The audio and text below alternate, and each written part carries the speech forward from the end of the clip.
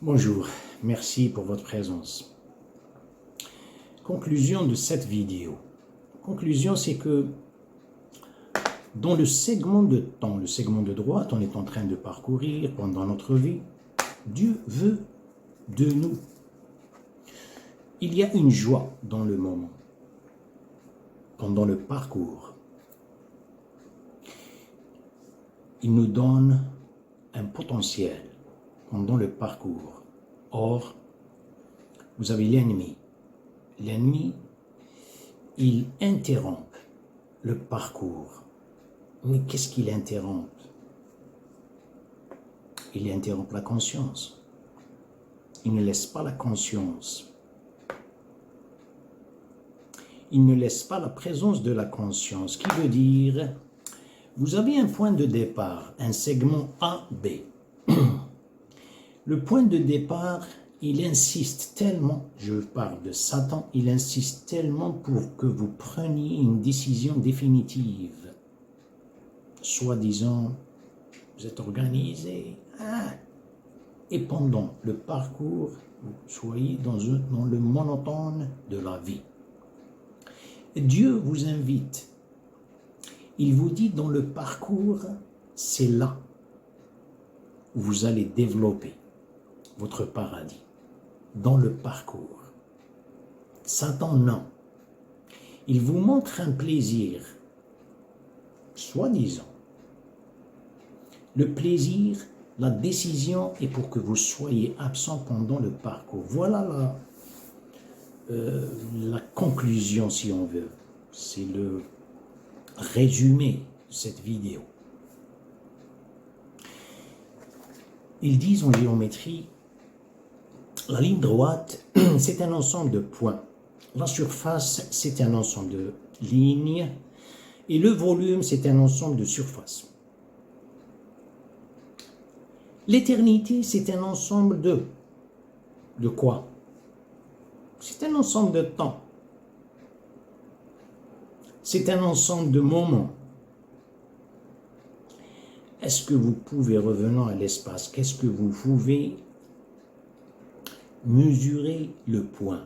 On a dit, la ligne droite, c'est un ensemble de points. Est-ce que vous pouvez mesurer le point? Le point n'est pas mesurable. Il peut être un point comme ça.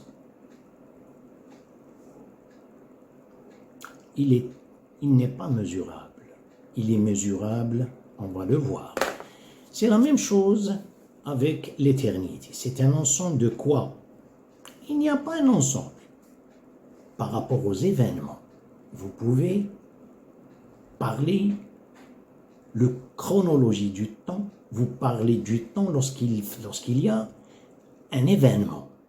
Vous parlez, c'est un ensemble de siècles, millénium. Le siècle, c'est un ensemble de décennies. Décennies, c'est un ensemble d'années, etc. Vers une heure, c'est un ensemble de minutes. La minute, c'est un ensemble de secondes. Et la seconde, c'est un ensemble de tierces. Tierce lui-même, bien elle-même, je ne sais pas si féminin ou masculin, n'est pas mesurable. Vous ne pouvez pas mesurer ça. C'est la présence de l'être humain qui le mesure.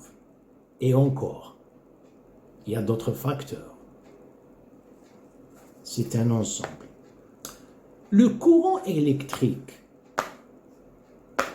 c'est un passage avec un ensemble d'électrons.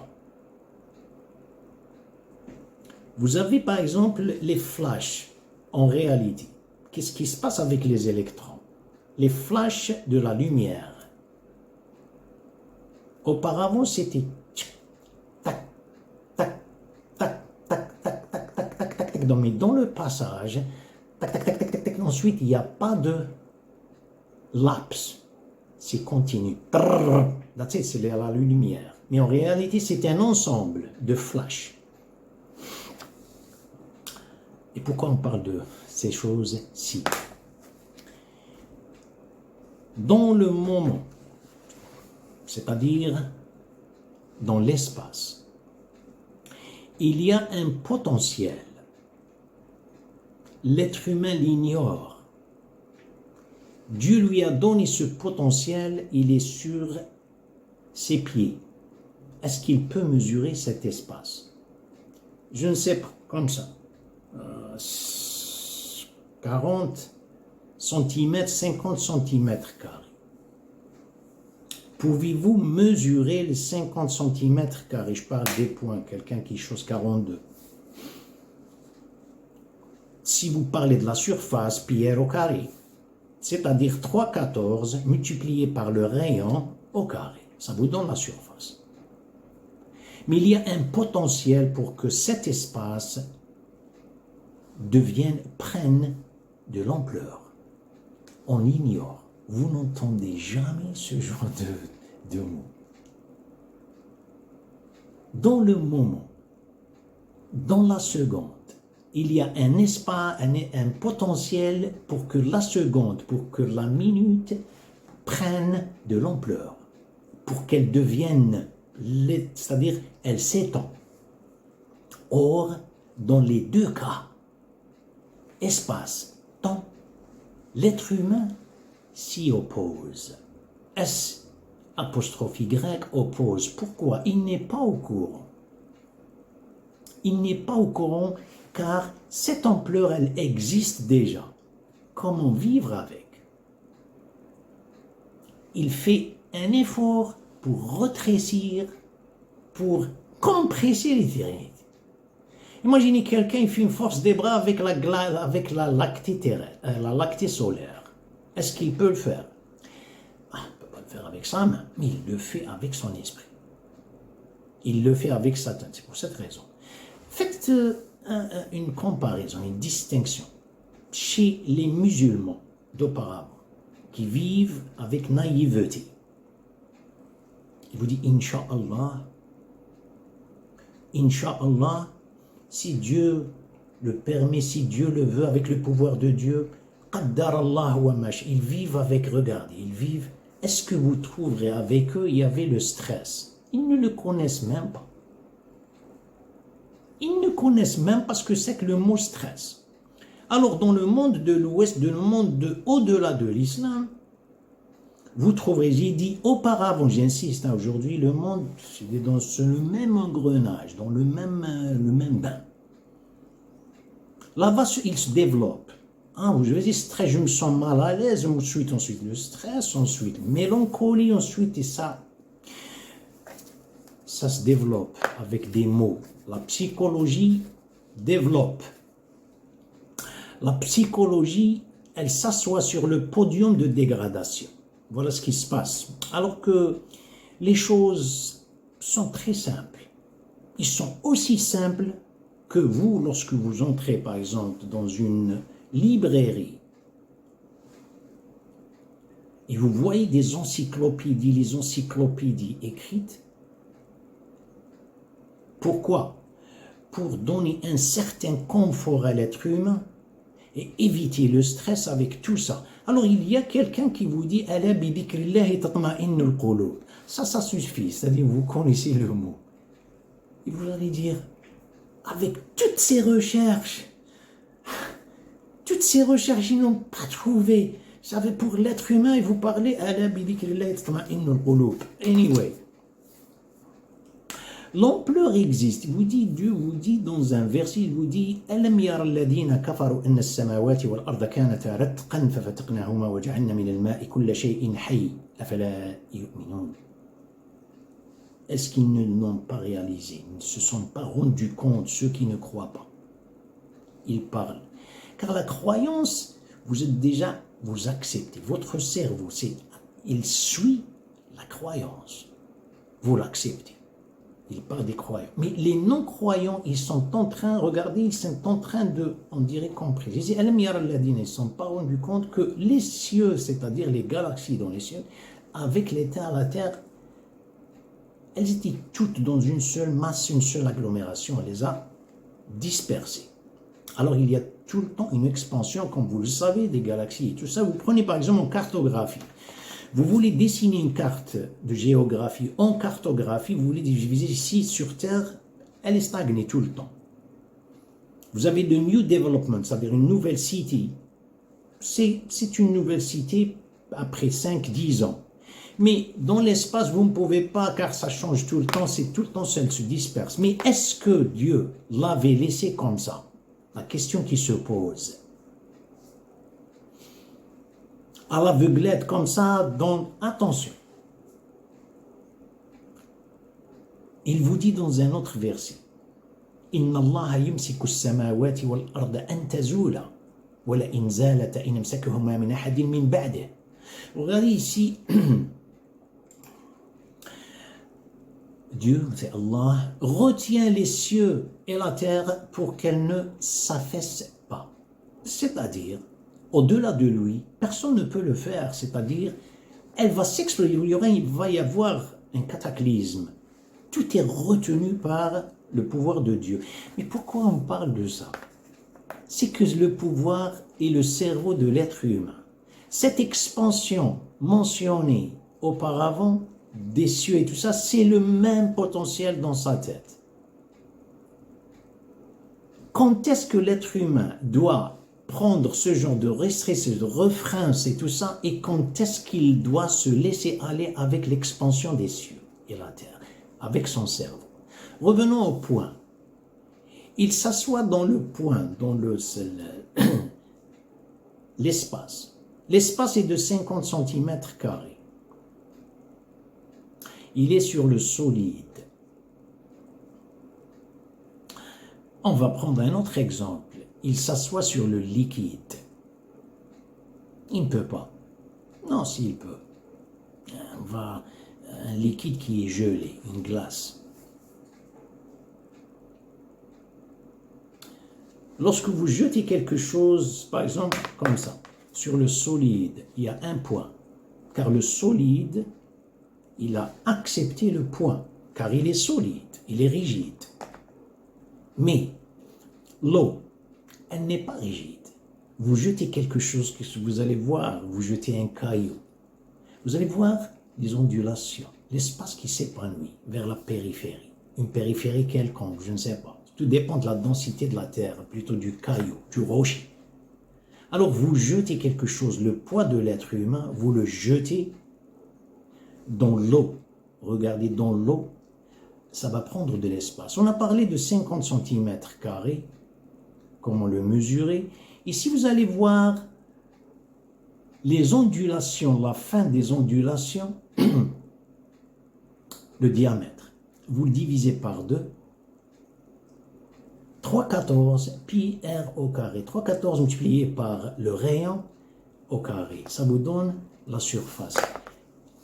C'est un peu obscur, c'est pas clair.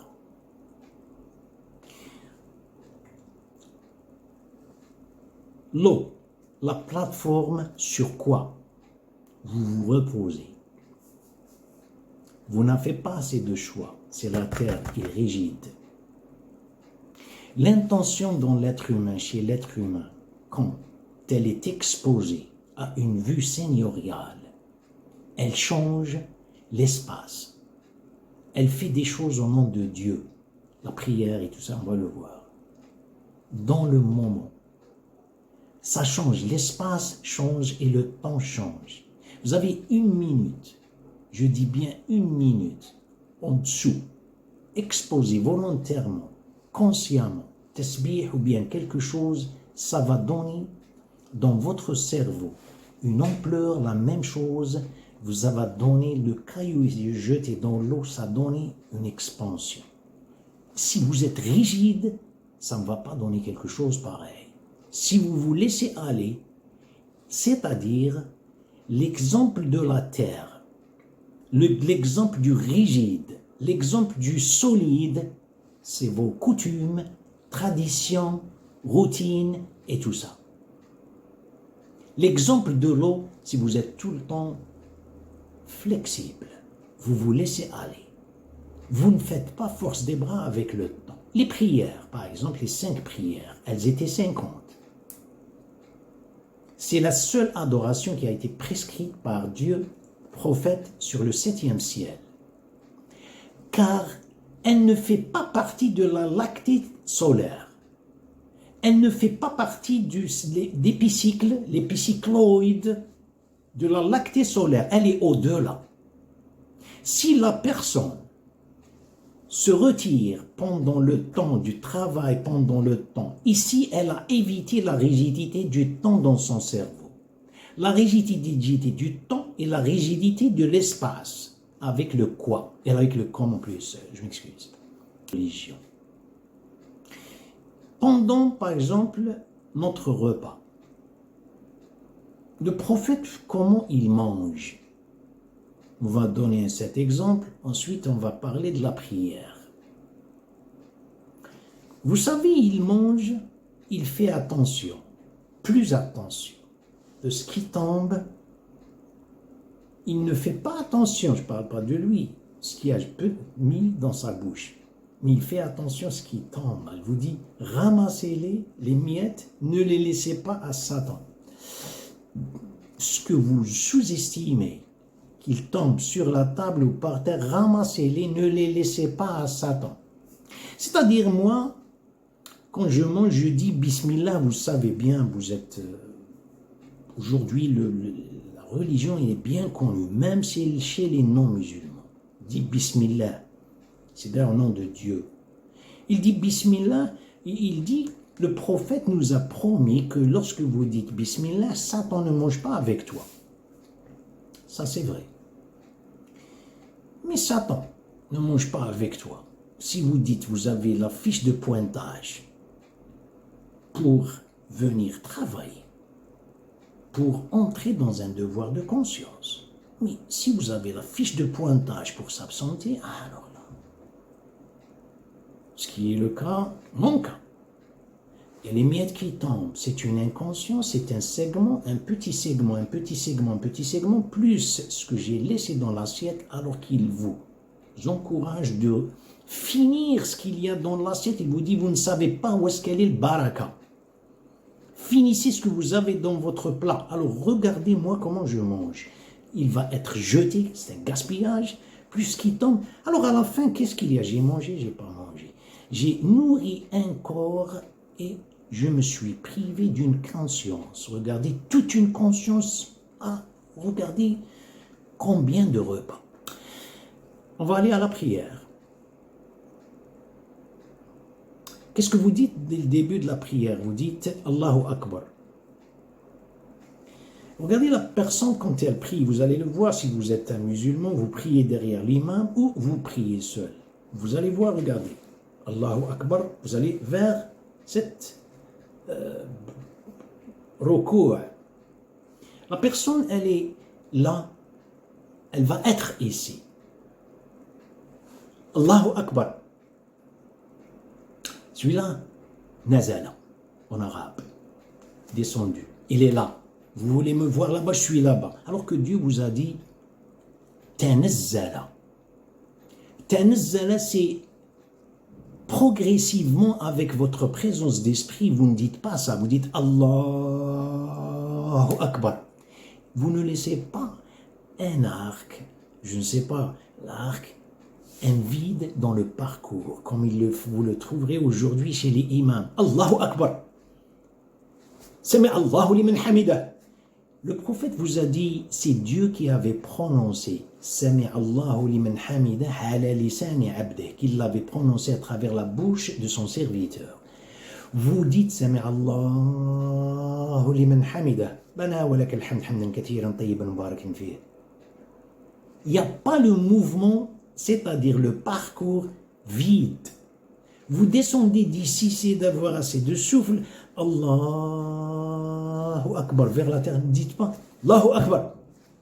On dirait que Dieu vous a dit, vous allez être là-bas, je suis là-bas. Non, non, non, non, non, non. Dieu peut créer le monde avec un mot. Il peut le créer, mais il vous a dit, il l'avait créé en 6 jours. Je ne sais pas si vous saisissez ce que je veux dire. Amruhu kun fayakun. Pourquoi il a besoin de 6 jours?